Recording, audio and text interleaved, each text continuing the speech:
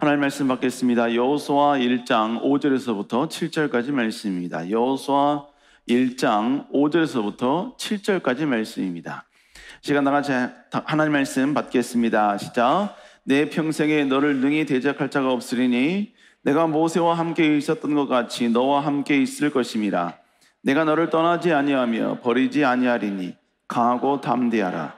너는 내가 그들의 조상에게 맹세하여 그들에게 주리라 한 땅을 이 백성에게 차지하게 하리라.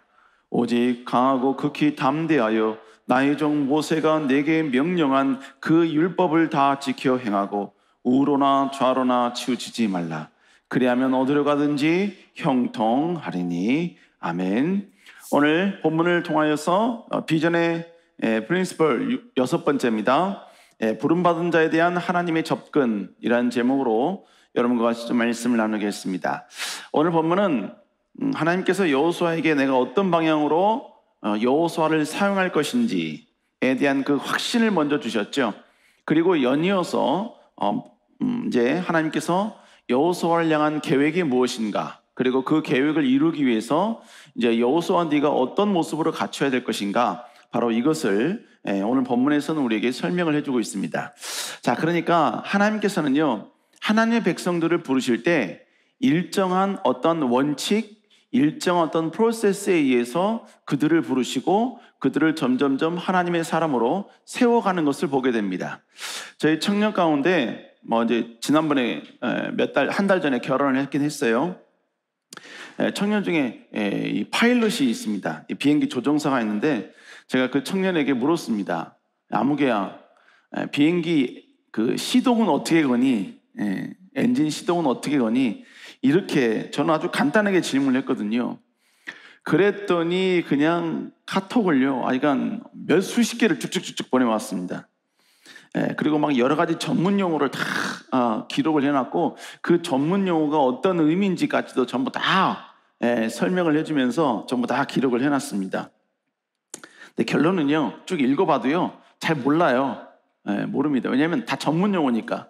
그리고 전부 다 이 이니셜을 사용한 그런 언어이기 때문에 잘 모릅니다. 근데 결론은 뭐냐면요, 비행기를 시동 걸 때 일정한 순서와 절차에 따라 가야만 한다라는 것입니다.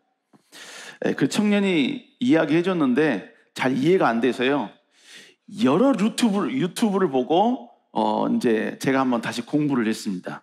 지금 비행기를 갖다 줘도 이제 제가 시동까지는 걸 수 있을 정도까지는 된 것 같아요. 여러분, 대충 내용은 이런 겁니다. 먼저는요, 그라운드 파워 스위치를 킨대요. 이게 뭐냐면 바깥에서 전력을 공급해주는 그걸 파워가 있는데 그 파워를 켜고 FMC를 작동을 한다고 합니다. 그 이후에 이제 조종석 바로 머리 위에 보면 헤드 오버 패널이 5개가 있는데 그 5개를 한 패널마다 스위치가 무지하게 많거든요. 그 스위치를 전부 다 작동을 시켜줘야 됩니다. 그런 다음에 날개의 좌우측에 연료 스위치, 그 다음에 프로브 스위치, 그 다음에 유압 관련 펌프 관련 스위치, 그리고 웬만한 모든 스위치를 다 올려주고 그리고 계기판을 전부 다 체크를 하는 거예요. 그리고 보조 동력 장치인 APU, 이거를 바로 스위치를 켜줍니다. 그러면서 계속해서 계기판을 모니터링 하는 거죠. 그런 다음에 이제 출발할 때 되면 이제 파킹 브레이크를 풀어주고 토잉카가 이제 이끄는 거 있잖아요. 비행기는 절대로 스스로 움직일 수가 없거든요. 그래서 백을 스스로 움직일 수 없기 때문에 이 토잉카가 비행기를 이제 서서히 뒤로 이제 밀어줍니다. 이제 푸시백을 하면 그 다음에 이제 하는 일이 뭐냐? 그때서야 바로 시동, 엔진을 이제 켜게 된다는 것입니다. 그리고 엔진 시동을 켜는 순간, 그 다음에 조금 전에 말했던 APU, 이 스위치를 오프로 꺼주면 그 다음에 이제는 날아가게 되면 된다는 것이죠. 지금 제가 이렇게 쭉 설명을 해드렸는데 잘 모르시죠? 저도 잘 몰라요. 설명을 드렸는데 저도 모릅니다. 근데 결론은 뭐냐면 그냥 막 하는 게 아니고 나름대로의 전부 다 순서가 있다는 거예요. 순서가. 여러분, 마찬가지입니다. 하나님께서 하나님의 사람을 부를 때는 그냥 무작정 막 부르시고 무작정 막 인도하시고 이런 게 아니라 하나님께서는 바로 그 사람을 부르실 때 어떤 특유한 순서에 따라서 특유한 하나님만의 어떤 프로세스에 의해서 그를 부르시고 그들을 격려하시고 그들을 세우셨다는 것입니다. 자, 그러면 오늘 본문을 통해서 등장하는 여호수아는 과연 하나님은 어떤 과정을 통해서 여호수아를 세우시고 그에게 미션과 비전을 바로 주셨는가? 순서는 어떻게 되는가? 첫 번째로 하나님은요, 여호수아를 부를 때 왜 너를 부른지에 대한 그 이유를 먼저 설명을 해주셨습니다. 자, 그래서 여호수아 1장 3절에 나오죠. 한번 읽어볼까요? 시작. 내가 모세에게 말한 바와 같이 너희 발바닥으로 밟는 것은 모두 내가 너희에게 주었느니. 뭐예요? 네가 밟는 것은 내가 너에게 주겠다는 거예요. 밟는 그 땅을 얻는 이 작업을 네가 해야 한다는 것입니다. 그러면서 그 다음 구절 4절에 보면 또 이렇게 이야기하죠. 4절 읽어볼까요? 시작. 곧 광야와 이 레바논에서부터 큰 강, 곧 유브라데 강까지 해쪽 속의 온 땅과 또 해지는 쪽 대해까지 너희의 영토가 되리라. 너희가 밟아서 너희의 영토가 될 영역이 어떤 영역인지 바로 가시적으로 아예 여러분요 테두리를 칠 수 있을 정도까지 명확하게 그 영역을 보여주고 계십니다. 여러분, 그 다음에 이제 뭐냐, 하나님께서는 그 다음에 이제는 뭐냐면 하나님은 여호수아에게 주신 비전을 하나님이 이루어 주신다는 확신을 그에게 주셨습니다. 여러분, 하나님이 여호수아에게 주신 이 비전은요, 여호수아 개인의 힘으로, 개인의 능력으로 이걸 완성하기는 쉽지 않습니다. 왜냐하면 여호수아가 이제 정복해야 될 그 땅에는요, 이미 가나안의 강한 7개의 족속들, 또 여러 가지 소수의 족속들이 이미 자리를 잡고 있는 상황이었습니다. 그리고 그 가운데는요, 이스라엘 백성들보다 훨씬 더 군사력이 강한 그러한 족속들이 많았어요. 여러분, 그렇다고 해서 이스라엘 백성들이 군사력이 그들보다 출중하냐? 아니에요. 지금 여호수아와 지금 함께 전쟁을 해야 될 이스라엘 백성들의 지금 상태는 어떤 상태냐면 이제 40년 광야를 이제 마친 거예요. 40년을 두루 다니면서 이제 드디어 모든 광야 생활을 마치고 이제 모압 땅에 지금 모여 있는 상황이에요. 그러니까 지금 이스라엘 백성들은 군사 훈련을 받은 적도 없습니다. 어떤 병법에 대해서 아는 것도 아니에요. 전쟁에 하기 위해서 어떤 원칙에 대해서 여러분 어떤 룰이 있는 것도 아닙니다. 그냥 백성들이에요, 백성들. 그러니까 여러분요, 이런 사람들을 데리고 어떻게 가나안 땅을 정복할 수 있겠냐고요. 아까 여러분 4절에 이야기했던 저 대해 뿐만 아니라 티그리스 유브라데스 강까지 해적 속의 그 영역까지 어떻게 여러분요 그 수많은 땅을 정복할 수 있겠냐 이겁니다. 여러분, 이건 쉬운 게 아니에요. 어려운 겁니다. 그랬기 때문에 하나님은 그에게 하신 말씀이 뭐였느냐? 자, 여호수아 1장 5절 한번 읽어볼까요? 시작. 내 평생에 너를 등이 대적할 자가 없으니 내가 모세와 함께 있었던 것 같이 너와 함께 있을 것입니다. 내가 너를 떠나지 아니하며 버리지 아니하리라. 여러분, 지금 하나님께서 여호수아에게 비전을 주시고 너는 이렇게 내가 사용할게 라고 하신 다음에 그 다음에 하신 말씀이 5절인데 이 5절의 말씀이 결국 뭡니까? 지금 내가 너와 함께 하시겠다는 거예요. 너를 평생에 대적할 사람이 없게 해주겠다 이것입니다. 하나님이 모세와 함께 했던 것처럼 내가 너와 함께하고 모세를 통해 역사했던 것처럼 바로 너와 함께 이 모든 역사를 이제 앞으로 이어가겠다는 것입니다. 모세가 여러분요 수많은 기적과 역사와 능력을 베풀어 줬잖아요. 여러분, 이것이 가능했던 이유가 뭡니까? 모세였기 때문이었어요? 아니에요. 하나님이 모세와 함께 하셨기 때문입니다. 하나님이 모세를 사용하셨기 때문인 것입니다. 하나님이 모세를 통하여 하나님의 능력을 보여주었기 때문인 것입니다. 여러분, 마찬가지예요. 이제는 하나님이 여호수아 너를 통하여 이 모든 일을 진행해 가겠다는 것입니다. 하나님은 그에게 비전을 보여주시고 네가 무엇을 해야 할지를 그에게 가르쳐주시고 그 다음에 뭐냐? 내가 너와 함께 하겠다는 강한 확신을 그에게 부어주셨다는 것입니다. 여러분, 비전이란 뭐예요? 여러분, 비전은 내가 할 수 있는 영역의 것을 하는 게 아니에요.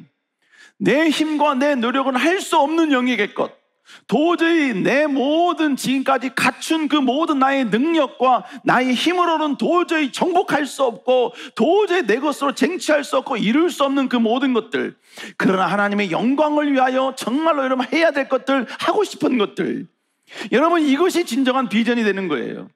여러분, 그렇기 때문에 우리의 비전은 우리가 할 수 없는 거예요.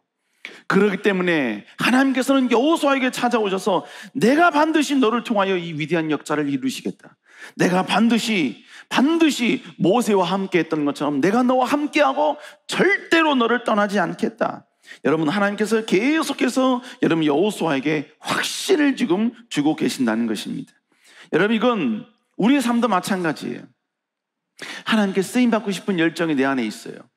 하나님 나라의 영광을 위해서 내가 아름답게 쓰임받고 싶은 그런 소망이 내 안에 있어요. 그런데 내 상황을 보면, 내 상태를 보면, 지금 내가 처한 지금의 모든 위치를 보면, 지금 내 모든 조건들을 보면, 아니 여러분요, 내 뒤를 돌아보고 내 모든 상황들을 전부 다 아무리 분석해봐도 나는 하나님께 쓰임받을 수 있는 가능성이 없어 보여요. 모든 것이 불가능해 보인다는 것입니다. 여러분, 그러나 우리가 그때 해야 될 일은 뭐냐? 여러분, 바로 하나님은 절대로 나를 떠나지 않는다는 확신을 다시 한번 우리는 되새겨야 된다는 것입니다. 과연 우리 하나님은요, 절대로 우리를 떠나시는 분이 아니라는 것입니다. 여러분, 하나님이 모세와 함께 했던 것처럼 다니엘이 사자굴 속에 있을 때 하나님은 여전히 다니엘과 함께 했던 것처럼 하나님은 여전히 우리와 함께 하시는 줄로 믿습니다.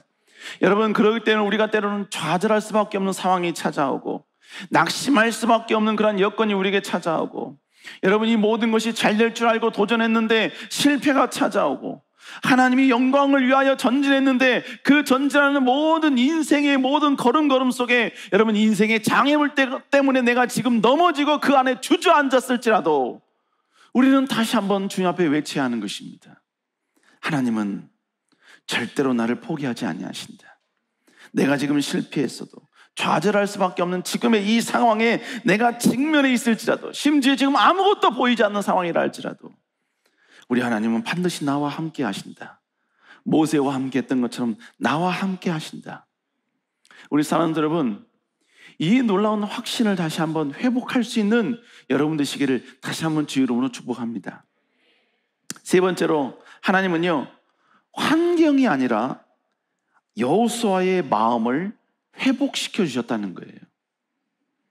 여러분, 하나님께서는 여호수아에게 모세와 함께 했던 것처럼 내가 너와 함께 하실 것이고 절대로 너를 떠나지 않을 것이라는 그 사실을 여러분 이야기해 주셨습니다. 그런 다음에 연이어서 다시 한번 여호수아에게 했던 말씀이 뭐냐? 바로 여호수아 1장 6절 말씀입니다. 우리 1장 6절 한번 읽어볼까요? 시작. 강하고 담대하라.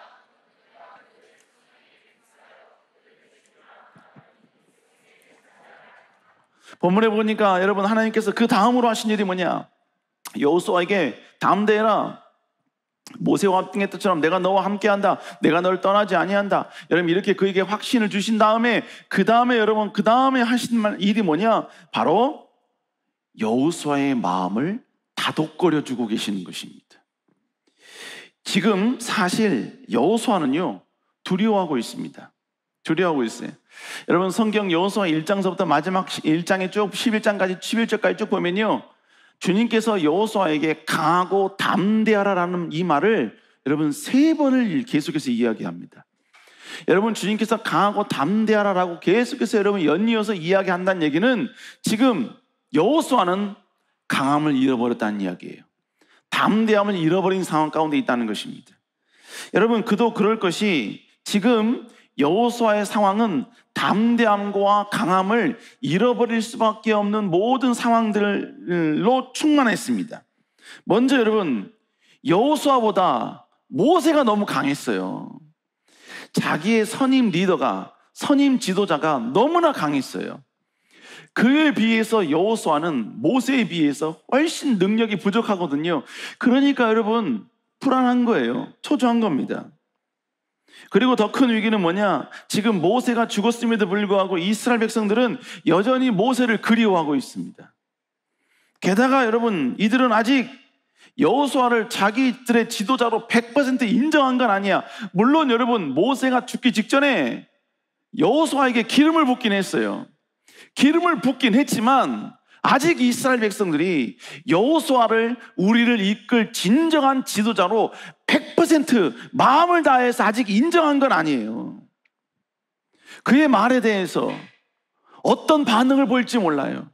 여러분, 모세를 향해서도 여러분 모세를 죽이려고 돌을 들었던 사람들인데, 지금 여러분이 여호수아의 앞으로의 행진, 앞으로의 그들에게 주장하는 그 모든 여호수아의 말에 어떤 반응을 보일지 지금 모르고 있는 거예요.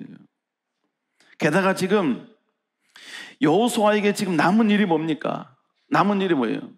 우린 그렇게 생각할 수 있죠. 모세는 그냥 광야 그냥 돌아다닌 거 아닙니까? 뭐 큰 일도 많이 없었고, 큰 어려움도 없었고, 구름 기둥과 불 기둥으로 만나 매출하기로 항상 주님 먹여주셨으니까 뭐 큰 어려움도 없었잖아요. 근데 이제 정작 가나안 땅을 이제 정복해야 되는 일만 남은 거예요. 이제 피를 봐야 됩니다. 전혀 군사력이 준비 안 된 이스라엘 백성들과 함께 이제 나아가서 전쟁다운 전쟁을 해야 돼요. 그리고 그 모든 전쟁을 이제 여호수아가 통솔을 해야 합니다. 여호수아가 가라 하면 가야 되고 멈추라 하면 멈춰야 되는 이 모든 전쟁을 이제 여호수아가 시작을 해야 된다고요. 여러분, 아무리 하나님의 약속을 받은 사람이라 할지라도요, 그의 마음 가운데 두려움이 있으면 그는 하나님의 약속을 절대로 이룰 수가 없습니다. 하나님이 그를 사용하시고 그를 쓰시겠다는 강력한 하나님의 언약이 있는 사람이라 할지라도, 여러분, 그의 마음 가운데 두려움이 있고 그의 마음 가운데 좌절감이 있으면요, 절대로 그는 한 발자국도 앞에 나아갈 수가 없는 거예요.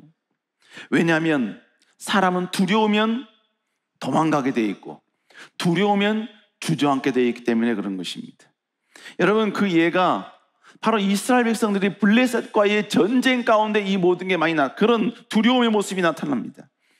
이스라엘 백성들은요, 사울의 지도하에 블레셋과 싸우기 위해서 길갈이라는 데 모였습니다. 그리고 전쟁을 하려고 지금 모든 이스라엘 백성들을 모았는데, 지금 모여진 그 이스라엘 백성들의 마음 상태가 어떤 상태였냐? 지금 그들은 이 싸움에 나온 것을 두려워하고 있었습니다. 두려워하자 이들이 했던 행동이 무엇인가? 자, 사무엘상 13장 7절 8절 한번 읽어볼까요? 시작.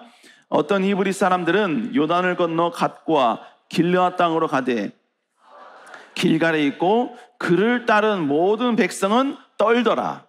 사울은 사무엘이 정한 기간 내에 이레 동안을 기다렸으나 사무엘이 길갈로 오지 아니하매 백성이 사울에게서 흩어지니라. 여러분, 지금 결국 모든 백성들은 뭐 했다고 떨었다고 이야기합니다. 두려운 겁니다. 두려운 거예요. 그러니까 두려움이 있으니까 이들은 결국 어떻게 합니까? 본문에 보니까 사울을 떠났다라고 이야기해요. 이 말은 뭘 말하냐? 지금 그들은 도망간 겁니다. 여러분, 사실 오늘의 이 블레셋과 이 전쟁은요, 하나님이 이미 승리를 보장한 전쟁입니다. 하나님이 이미 승리를 보장한 전쟁임에도 불구하고 지금 그의 마음 가운데 두려움이 있으니까, 그의 마음 가운데 모든 떨고 있는 마음이 있으니까 결국 이들이 했던 행동이 뭐냐? 도망이었습니다. 이뿐만 아닙니다. 여러분, 사람이 두려우면요, 그 자리에 여러분 숨어버리는 케이스도 있어요.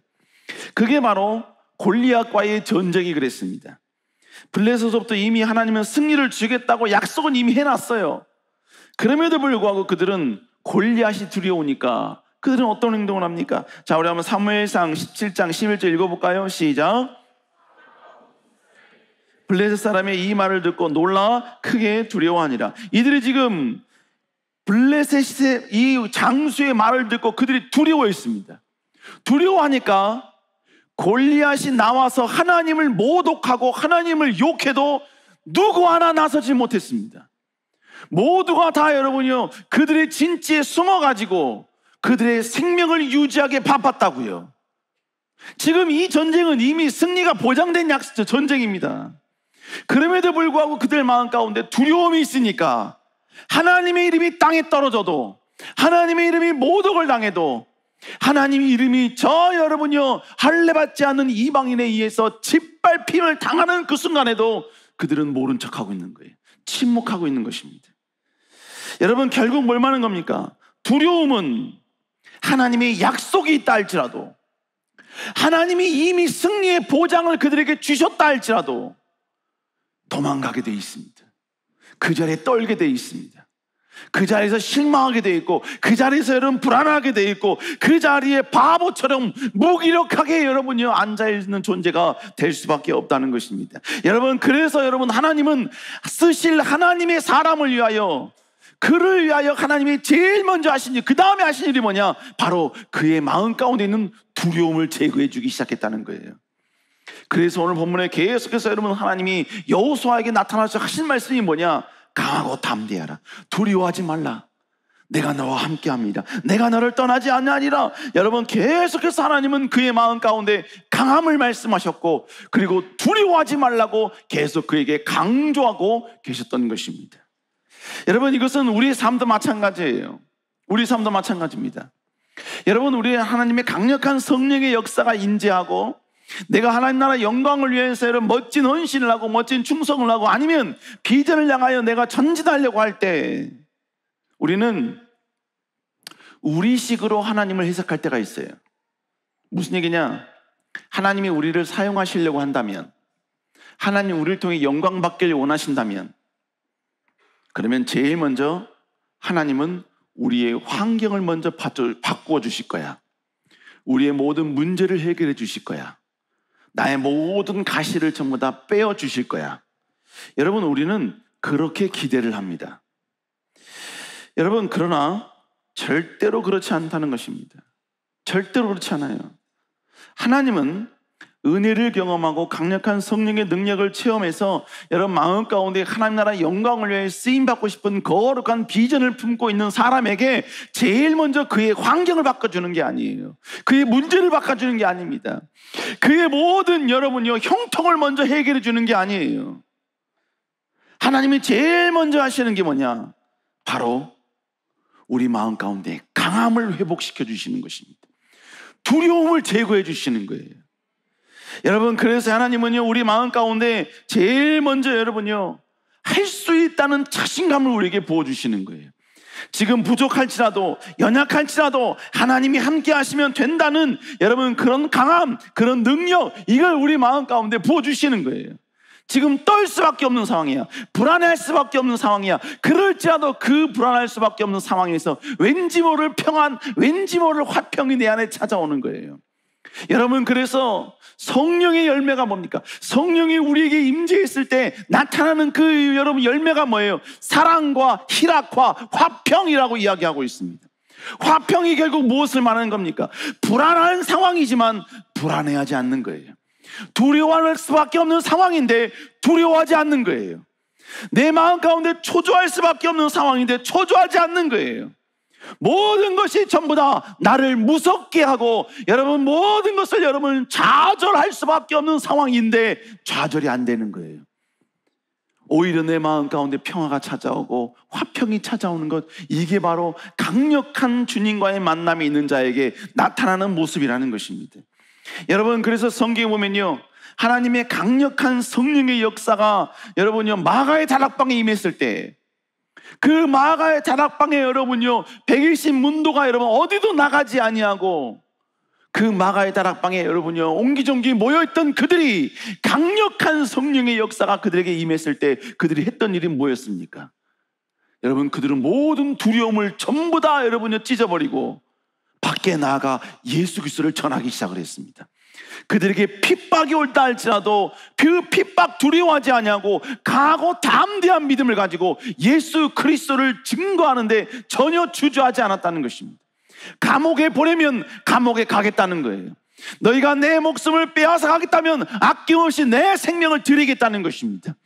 여러분, 하나님은 그들의 환경을 바꿔준 게 아니에요. 그들의 모든 가시를 빼어주는 게 아니에요. 하나님은 제일 먼저 우리 마음 가운데 여러분요 강력한 강함을 우리 마음 가운데 부어주셨다는 것입니다. 그러므로 사랑하는 성도 여러분, 내가 하나님 나라 영광을 위해 쓰임받고 싶은 여러분 거룩한 열정이 있어요. 그래서 하나님께 기도합니다.